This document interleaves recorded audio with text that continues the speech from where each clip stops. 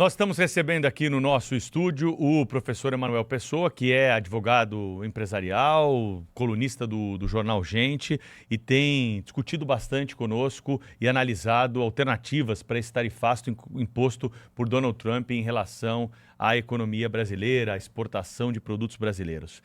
Professor, bom dia. A gente ouve o governo falar aí, o ministro da Fazenda falou novamente ontem, mas atitude concreta, clara, negociação, caneta e papel na mesa, ainda não estamos observando. O que a gente viu foi um recuo do Donald Trump ali por vontade própria, ou por olhar os números e perceber que a situação não vai ser tão favorável para os Estados Unidos se insistir daquela forma. Como é que o senhor está analisando essas novas manifestações aí do governo brasileiro? Bom dia. Bom dia Pedro, bom dia Thaís, bom dia aos nossos ouvintes. Bom, Pedro, em primeiro lugar, nenhuma surpresa. O Donald Trump ele vai fazer o que é melhor para os Estados Unidos. Acho que as pessoas elas ficam imaginando que o presidente americano tem que fazer o que é melhor para o mundo. Ele não vai fazer o que é melhor para o mundo, ele já deixou isso extremamente claro. Então não é que ele voltou atrás, já era previsível, inclusive até aqui mesmo... na Rádio Bandeirantes, a gente muito orgulhosamente, acho que nós somos o primeiro veículo que falou que uma das possibilidades de negociação do Brasil para melhorar a sua situação na crise seria falar em terras raras, né? E ontem, finalmente, alguém do governo federal, o ministro Haddad, resolveu conversar sobre a questão dos minérios, falar sobre terras raras. Só o problema de se falar sobre isso agora é que, neste momento, nós vamos ter que fazer um acordo muito inferior ao que poderíamos ter feito lá atrás. Quando houve o anúncio das tarifas de 10% lá, meses atrás, quando o Trump veio o seu dia da liberação, ou até mesmo quando ele, no primeiro momento, fez as tarifas de 50% no Brasil, as tarifas adicionais, nós poderíamos ter trazido esse ponto e isso teria ajudado a nossa posição negocial. O Cláudio Humberto também, direto de Brasília, aqui conosco, né, Cláudio? Muito bom dia, muito bem-vindo aqui outra vez ao nosso programa.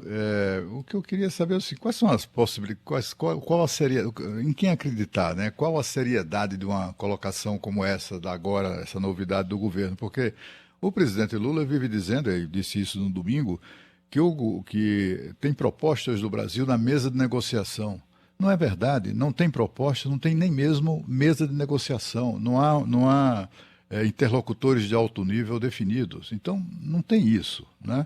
Na sexta-feira, por exemplo, meu time, na coluna que eu publico no Diário do Poder todos os dias, entrou em contato com o Departamento de Estado em Washington para confirmar a reunião e os termos da reunião do ministro das Relações Exteriores do Brasil com o secretário de Estado, Marco Rubio. É mentira. Eles não confirmam a reunião. Simplesmente não confirmaram a reunião que foi proclamada, divulgada pelo próprio chanceler Mauro Vieira. Eu custo acreditar que um diplomata brasileiro, com a experiência do embaixador Mauro Vieira, venha a público mentir. Quer dizer, ou houve um encontro ali ao qual o governo americano não deu a menor importância, né? E, portanto, nem chegou a ser considerado encontro, porque assim, o porta-voz lá do Departamento de Estado informou simplesmente, não tem nenhuma informação sobre reunião aqui. Simples assim, né?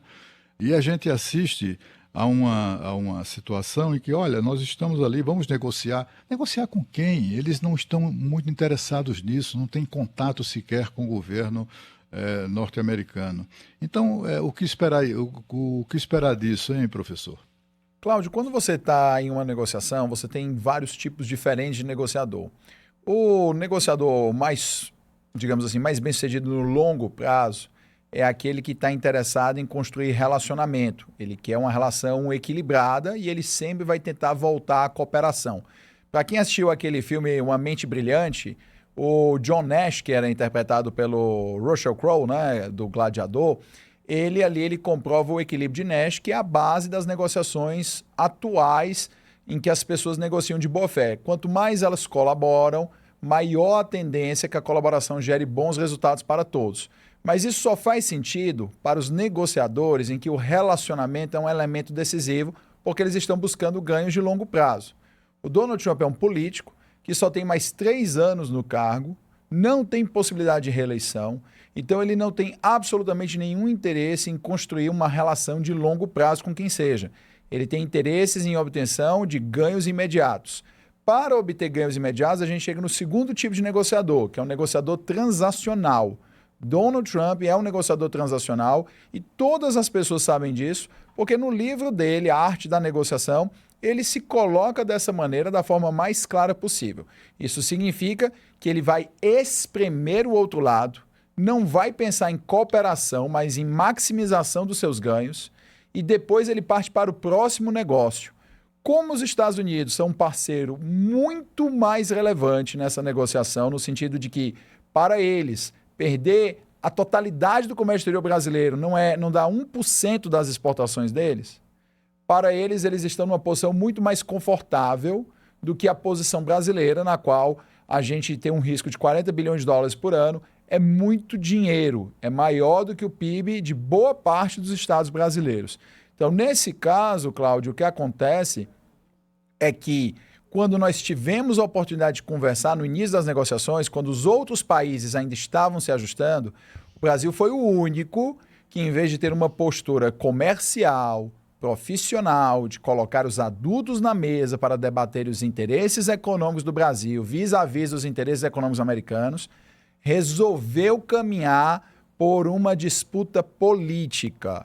Essa questão de disputa política, ela pode ser muito boa para gerar um surto rápido de popularidade em pesquisa eleitoral, ela pode ser muito boa para lacrar nas manchetes em redes sociais, mas ela não resolve o problema das pessoas no dia a dia. Por exemplo, você for ao Piauí, lá no Piauí eles fizeram um super esforço para produzir mel orgânico. Essa produção de mel orgânico no Piauí exporta mais de 200 milhões de dólares por ano para os Estados Unidos, tarifado. Você acha que eles vão continuar com preço suficiente para competir com mel orgânico americano ou de outros países? A gente não está falando de uma indústria bilionária, a gente não está falando de algum grande líder capitalista brasileiro que vai ter um problema na sua produção e que talvez conseguisse até alocar ou suportar. A gente está falando de comunidades simples, mais pobres, no interior do Piauí, que estavam obtendo a sua renda com exportações para os Estados Unidos e que estão sendo prejudicadas pela condução lacradora dessa crise e não por uma condução profissional. Então, o que aconteceu é que as terras raras eram como, para quem se lembra desse jogo, né? Quando a gente era criança, tinha aquele jogo de card e você tinha o super trunfo, né? Quando você não tinha como ganhar do outro lado e você já estava ali no calor da emoção, você usava a sua última carta super trunfo, queria dizer que você ganhava de todo mundo. Você tinha uma vez para aplicar aquilo. E o nosso super trunfo são as terras raras. Quem se lembra aí que uns meses atrás o Zelensky foi humilhado lá na Casa Branca, ou se humilhou, dependendo de como você interpreta a situação, por conta de discussão que ele teve com o Trump e com o Vance, né, o vice do Trump. Mas depois, o Trump liberou para o Zelensky o quê?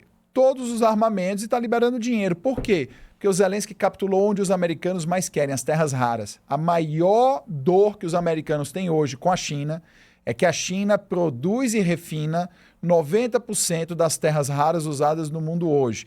Terras raras são essenciais para supercondutores, para mísseis, aviões militares, satélites, ímãs magnéticos e tudo mais que você puder imaginar que serve para a tecnologia de ponta. Significa que os americanos dependem das exportações chinesas. Então a Ucrânia, assim como o Brasil, é um dos poucos países que tem grandes reservas que são pouquíssimo exploradas e por isso o Trump fez um acordo com Zelensky em troca da exploração das terras raras. Lá atrás, o Brasil poderia ter tido o seu momento CSN. O que é o seu momento CSN?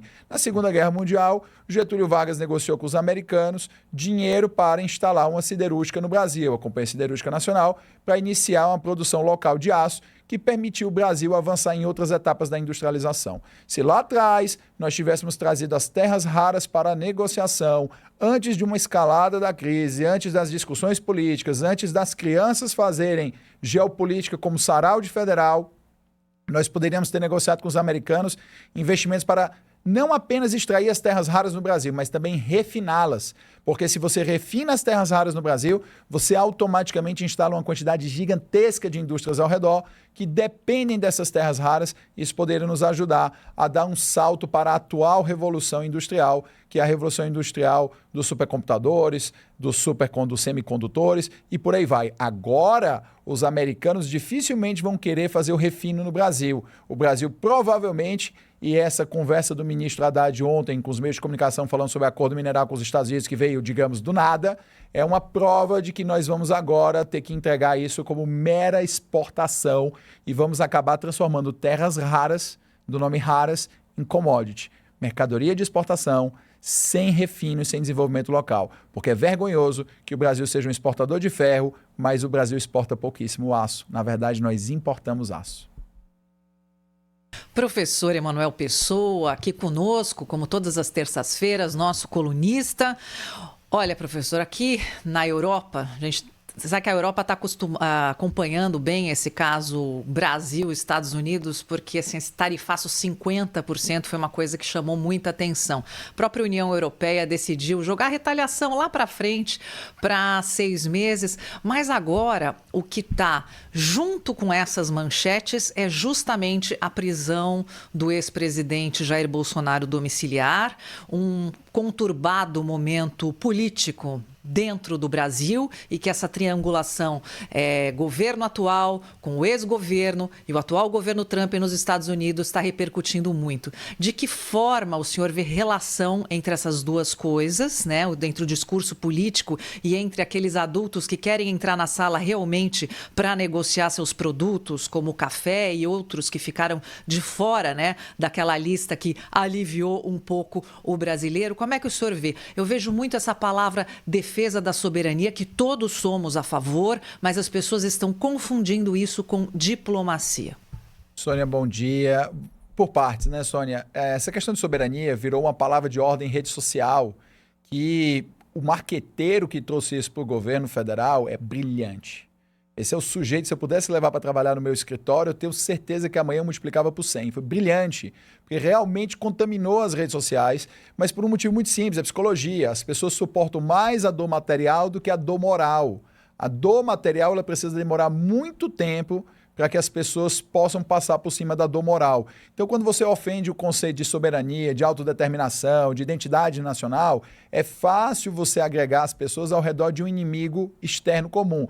E, aliás, é muito normal que líderes políticos, sejam de direita, de esquerda, democráticos, autoritários, eles busquem justificar as falhas dos seus governos por meio de inimigos externos. A economia brasileira cresce, mas ao mesmo tempo cresce muito mais rápido que a renda, o valor do aluguel, o valor da comida, o valor da gasolina. Isso faz com que as pessoas mais pobres elas tenham a sua qualidade de vida achatada. Então agora é muito conveniente para o governo culpar tudo isso no Donald Trump, mesmo que o Trump só tenha aparecido agora, e todas essas situações da queda da qualidade de vida das pessoas já vêm acontecendo há alguns anos. Então, o inimigo externo, ele é sempre uma ferramenta muito útil para todos os líderes em apuros. Você pode verificar, isso não é minha opinião pessoal, são os institutos de pesquisa, diziam que o Lula era condenado a ser derrotado por praticamente todos os adversários nas eleições presidenciais que se avizinham, mas a popularidade dele deu um salto com essa briga com o Donald Trump, em particular com essa defesa da soberania nacional. Então, eu costumo dizer, eu tenho dito em algumas palestras, Sônia, que nós temos alguns pequenos problemas que fazem que o Brasil tenha sido utilizado como exemplo para a tarifa de 50%. Primeiro, o comércio exterior com o Brasil para os Estados Unidos é baixíssimo. Segundo, o que é o principal motivo, o Brasil tem liderado internacionalmente uma campanha pela desdolarização do comércio global. E não importa o tamanho da popularidade dele no mercado doméstico, o Lula é bastante popular no exterior, principalmente com a China e países em desenvolvimento. Então ele estava gerando um movimento que, se deixado descontrolado na visão dos americanos, poderia crescer e levar vários países pequenos a saírem do dólar. E isso o Donald Trump já disse em uma entrevista que seria pior para os Estados Unidos, ou tão ruim quanto, perderem uma guerra mundial. E o terceiro ponto, que serve aí também no caso do Brasil, foi o fato de que a nossa condução lá atrás das tarifas, quando foram de 10%, foi uma condução pueril e o Brasil se viu como exemplo. Então você pode perceber que a União Europeia adiou a retaliação por 6 meses, não é unicamente porque a União Europeia não pudesse retaliar, mas porque eles ficaram receosos de serem o Brasil 2. E isso agora vai servir para todos os outros países que estão negociando com Donald Trump entenderem que Ou eles, na visão do Donald Trump, entram na linha ou eles vão ter o destino do Brasil. E é lamentável que a gente veja autoridades dizendo que nós podemos substituir o mercado americano de forma imediata por outros mercados.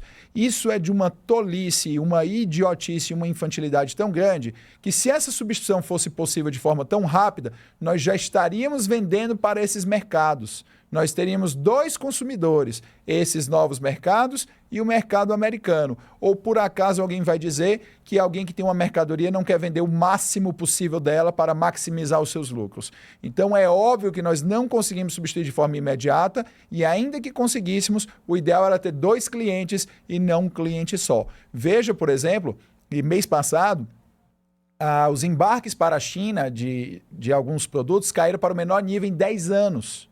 Tá? Mas isso foi, de certa forma, até normal, foi um reequilíbrio, porque fevereiro, março, teve um aumento considerável em função da guerra tarifária com Donald Trump de envio de soja. Então, o que você está tendo é um retorno ao equilíbrio. Você não pode imaginar que a China vai conseguir absorver de forma imediata as compras que seriam dos Estados Unidos. Aí as pessoas falam, mas a China homologou agora 183 empresas para exportar café para a China. Eles já iam homologar, porque quando você chega na China, o café é uma febre. O chinês toma muito mais café hoje, o chinês jovem, do que o brasileiro jovem. Você chega em Pequim, em Beijing, Shanghai, as grandes cidades chinesas, existem dezenas, centenas de cafés num raio de pouquíssimos quarteirões. É uma febre. A Luckin Coffee, que é a maior rede chinesa, ela tem mais de 16 mil unidades na China. Você me nomeie uma rede de cafés brasileiros. A gente não tem nem rede de café no Brasil que passe de 15 unidades. Tá? Então, em função disso, a gente precisa entender que essa venda para a China já ia acontecer. A gente simplesmente perdeu venda para o mercado americano. Quem está sofrendo com a perda da venda do café não é ninguém do partido A, B ou C, é o pessoal lá em Varginha, né? Que é o polo exportador de café. Lá tem um Porto Seco, mandando um abraço pro pessoal de Varginha. Tive lá uma época dando uma palestra pro pessoal do café e a gente sabe que eles vão ser os prejudicados. Como da mesma maneira, quem é o pessoal prejudicado com questão de carne é o pessoal lá em Juara, Rondonópolis, Sertonópolis e tantos outros lugares do Brasil que ajudam a balança comercial a se sustentar diante de governos sucessivos que não conseguem entender a lição básica de qualquer dono ou dona de casa. Você precisa gastar menos do que você arrecada. O seu salário precisa sobrar no final do mês, mas a verdade é que a realidade do brasileiro é que sobra mês no fim do salário. E onde entra a prisão domiciliar de Jair Bolsonaro nessa história toda, na sua visão, Emanuel? Olha, a prisão domiciliar do Jair Bolsonaro realmente está dominando as manchetes hoje no Brasil, está tendo destaque fortíssimo no exterior. E o ponto central aqui é o seguinte: o Donald Trump, quando ele faz a defesa do Jair Bolsonaro naquela carta, as pessoas imaginam que ele está preocupado com a democracia brasileira, que ele está preocupado com a atuação do Supremo Tribunal Federal. Pessoal, vamos parar de ilusões. Os americanos, eles negociam com o país do Oriente Médio, que pelas classificações de ciência política que nós adotamos no Brasil, são autocracias, são ditaduras. E nem por isso ele deixa de estar lá, abraçado com eles, dando risada, aceitando presentes, viajando, fazendo comércio, intensificando acordos.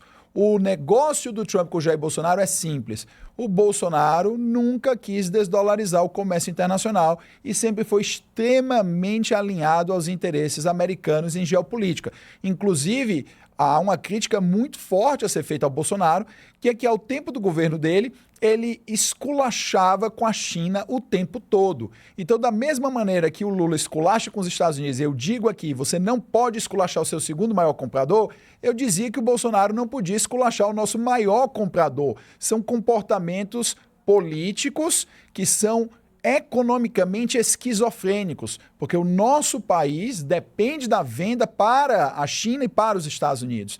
Então nós temos que tratar os nossos melhores compradores da melhor maneira possível. Então, do ponto de vista dos americanos, o que deve acontecer agora é que a OFAC, que é o órgão dos Estados Unidos que controla bens no exterior, são eles que aplicam as sanções da Lei Magnitsky, eles com certeza serão muito mais rigorosos agora com o Alexandre de Moraes em função do que aconteceu. Porque existem casos de pessoas sancionadas no passado pela Lei Magnitsky, como, por exemplo, um antigo político do Paraguai, esqueci o nome dele agora, Horácio Cortes, né? Cartes, isso, né? Cartes. Ele, por exemplo, parece que a conta dele no Instagram está funcionando. Tá? Ou seja, a aplicação não foi uma aplicação tão rigorosa, porque é discricionário. Só que na medida em que o Alexandre de Moraes decreta a prisão domiciliar do Jair Bolsonaro num processo que o Bolsonaro nem foi indiciado, a prisão domiciliar foi decretada num processo que investiga a conduta do Eduardo Bolsonaro ao pedir aos americanos que apliquem sanções ao Alexandre de Moraes, você vai ter a situação de que o governo Trump com certeza vai entender que isso foi uma provocação. E a gente precisa se lembrar que o Trump é uma figura personalíssima. Todos nós sabemos disso, ele é colérico, né? Aquele esquema de personalidades, ele é colérico. Então nós sabemos que ele naturalmente vai se tomar aquilo como uma ofensa particular e pessoal contra ele, e certamente ele vai direcionar o Departamento de Estado para que faça que esse órgão aplique de forma mais rigorosa a lei Magnitsky ao Alexandre de Moraes. E aí provavelmente nós vamos ter uma situação de o governo americano está muito mais propenso a aplicar multas bilionárias a empresas brasileiras que não cortem as contas correntes do ministro, que não impeçam ele de voar em suas companhias aéreas, que mantenham redes sociais, e-mails e coisas do tipo. Então gerou uma situação que pode levar empresas brasileiras a tomarem multas bilionárias nos Estados Unidos. E aí você diz, mas elas não vão pagar nos Estados Unidos. Vão pagar porque elas têm patrimônio americano. Vão pagar se elas tentarem atuar no exterior. E veja, é uma coisa tão despropositada a situação em que nós nos colocamos, que foi uma situação basicamente de orgulho. Lá atrás era possível tudo ter sido conversado e tudo ter sido resolvido, mas o governo brasileiro preferiu agir com o fígado e não com a cabeça, mesmo todos os sinais sendo claros da conduta do Donald Trump. O Trump chegou a pôr tarifas de mais de 100% sobre a China, o principal parceiro comercial dele. Como se brinca na internet, né? Haverá sinais. Emanuel Pessoa, nosso colunista das terças-feiras aqui no Jornal Gente, conversando conosco um pouco sobre o noticiário do dia. Obrigado pela presença mais uma vez, até semana que vem. Obrigado, pessoal, até semana que vem. Até semana que vem com mais emoções, hein? O que a gente vai falar semana que vem, porque cada dia é um susto aqui nesse nosso país. Já já tem mais notícias chegando ao vivo aqui no Jornal Gente, na Rádio Bandeirantes e na Band News TV.